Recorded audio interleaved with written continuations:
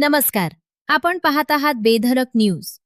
Arni police ठाण्यातील हवालदार एसीबीच्या जाळ्यात 20 ऑगस्ट रोजी आर्णी पोलीस ठाण्यातील पोलीस हवालदाराला 10,000 रुपयांची लाच स्वीकारताना लाचलुचपत प्रतिबंधक विभागाच्या अर्थात एसीबीच्या पथकानं रंगेहात पकडल्याची घटना समोर आलीये.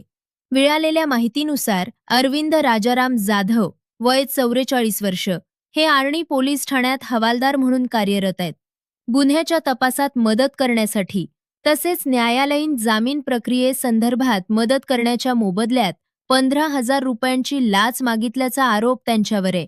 याबाबत तक्रारदारानं यवतमाळ एसीबीकडे तक्रार केली.